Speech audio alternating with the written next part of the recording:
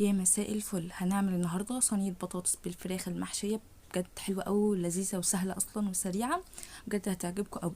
يلا نقول بسم الله ونبدا في المقادير. بس قبل ما نبدا ما تنسوش تشتركوا في القناه وتفعلوا زر الجرس ولايك وكومنت عشان تدعموني. اول حاجه معانا هنجيب الخلاط، نحط فيه بصلايه طماطميه متقطعه مكعبات، فلفل حامي وبارد، وهنحط 5 فصوص من الثوم وشويه من الخل وشويه من الزيت حلوين كده. دي الخلطه بتاعه تتبيله الفراخ. وهنحط التوابل بتاعتنا: فلفل اسود، كمون، كزبره ناشفه، روزماري، قرنفل، حبهان، شطه، بابريكا، عندك توم باودر، بصل باودر حطي، ما عندكيش مش مشكله. وبس ده شكل التتبيله بعد ما حطيناها، بجد حلوه قوي. ولا كمان لو عندك زبادي حطيه، بيطري اللحمه كده ويخليها خفيفه. وهنا جبنا الفرخه بتاعتنا، هنفتحها من تحت الجلد وهنفتحها كويس قوي عشان كمان هنحط التتبيله فيها، وهنشكها بالسكينه من كل حته، يعني هنفتحها كده تفتيحات بسيطه مش كبيره قوي، من الصدور ومن الظهر ومن الاوراق وكده، عشان خاطر كمان من الصدر عشان بياخد وقت سوا كبير والتتبيله مش بتعرف توصله من جوه، فهنفتحه كويس. وهنلف الفرخه وهنقطعها برضو من ورا، نفتحها يعني. وهندخل التتبيله من كل حته، تحت الجلد، فوق الجلد، من الاوراق، من جوه كمان، عشان التتبيله كمان تدي طعم لجوه وريحه. هندخلها في كل حته عشان تشربها، وهنقلبها كمان ونغلفها من ورا. بجد التتبيله دي حلوه قوي. وكمان تنقعيها ساعه ساعتين، كل ما تنقعيها اكتر كل ما هتبقى حلوه اكتر وتشرب التتبيله اكتر واكتر. يعني ممكن تنقعيها من بالليل، مفيش مشكله. وكمان ممكن تشيليها اصلا التتبيله في الفريزر وتطلعيها وقت ما تبقى عايزاها بس. وهنركنها بقى ونحطها في التلاجة تدبل مع نفسها. هنجهز بقى الحشوه اللي هنحشي بيها الفراخ من جوه. هي حشوه سهله وبسيطه ومش مكلفه، لا هنحط فيها كبد وقوانص ولا حاجه. هنجيب شويه من الرز، هنغسلهم كويس قوي ونصفيهم من الميه اللي فيها، وهنحطها في بوله او طبق براحتك. هتكوني مقطعه بصلايه كبيره مكعبات صغيره جدا، وهتحطيهم على الرز، وعليهم معلقه كبيره من السمنه عشان بتديها الريحه والطعم الحلو كده، وتخليها مفلفله وجميله. وبعد السمنه هنجهز التوابل بتاعتنا، وهنراعي في التوابل ان احنا هنتبل الفراخ ولسه البصل والبطاطس والحاجات دي. هنحط نص معلقه صغيره من الفلفل الاسود، ربع معلقه من الملح. ما نحطش توابل كتير فيها، الفلفل والملح بيخلوها مظبوطه قوي وبتديها ريحه حلوه. وهنقلبها كويس قوي. بصي ما تقلبهاش بايدك، عشان لو قلبتيها بايدك ايدك هتدهن جامد وهتشرب السمنه كلها، او اصلا يعني مش هتعرفي تقلبي كويس. قلبيها بالمعلقه هتتقلب كويس قوي، بحيث ان احنا نشرب الرز والبصل التوابل والسمنه وكل حاجه. هنقلبهم كويس قوي. وهنجيب حله معانا هنحط فيها الخلطه دي كلها، اللي هي البصل بالرز بالتوابل والسمنه، وهنحطها على النار حوالي دقيقه ونص دقيقتين، وعلى نار متوسطه قريبه للهاديه عشان ما تلزقش ولا تتلسع مننا. هنقلبها كويس قوي ايدينا تبقى فيها، بحيث ان احنا نديها كده تحمير على النار ونخليها تسخن، الرزايه تسخن نفسها.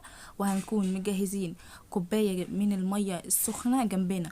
بعد ما نقلبها كويس على النار ونحس ان الرزايه سخنت كده، هننزل عليها بحبه من الميه السخنه، ننزل بحبه حبه، ما ننزلش بكميه كبيره عشان احنا مش بنسوي تسويه الرز العادي، لا. هنا هنحط الميه تكون اعلى من الرز بحاجه بسيطه جدا مش كتير. وبس نخلي النار عالية عليها قوي، يعني بالنار بتاعتك العادية نخلي النار عالية لحد ما تشربها. ونقوم موطين نص دقيقة ونطفي، ونسيبها بقى، نعري الحلة نسيب الرز يبرد تماما عشان نحشيه في قلب الفراخ. وهنكون مقطعين البطاطس بتاعتنا اللي احنا هنعملها شرايح تخينة كده عشان ما تتريش مننا على ما الفراخ تستوي. وهنقطع معاها طماطم شرايح وفلفل حامي وبارد. مش هنستعمل في الوصفة ديت صلصة متسبكة او صلصة جاهزة عشان تبقى خفيفة كده ولذيذة، وطعمها بجد بيبقى حلو قوي واخف من التاني بكتير.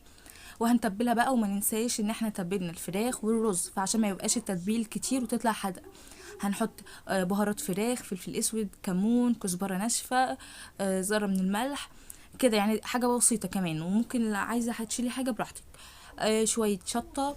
حابه تحطي توابل تانية تمام مفيش مشكله، بس اهم حاجه نراعي ان هي ما تطلعش توابل كتير عشان ما تبقاش حادقه مننا. هنقلب المكونات دي كلها مع بعض عشان التوابل تكون شامله كل حاجه وتوصل لكل حاجه. هنا بقى مرحله ان احنا نحشي الفراخ بالرز. هندخل الرز لجوه، بس نراعي ان احنا واحنا بندخل الرز انه ما يبقاش كتير قوي عشان ما يبقاش مكبوس ويعجن مننا او ما يستويش.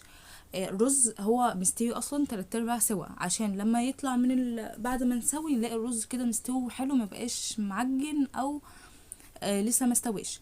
بس احنا هنا حطينا كمية الرز المناسبة من غير ما نكبس الفراخ من جوه. وبعدها هنقفل عليها بقى بخلة سنان، او ان انت تقفليها كده بحيث ان انت تقفلي الوركين على بعض، المناسب ليكي اعمليه. ويكون احسن انت كمان تأكدي عليها بخلة سنان عشان ما يخرجش ولا يتبهدل منك.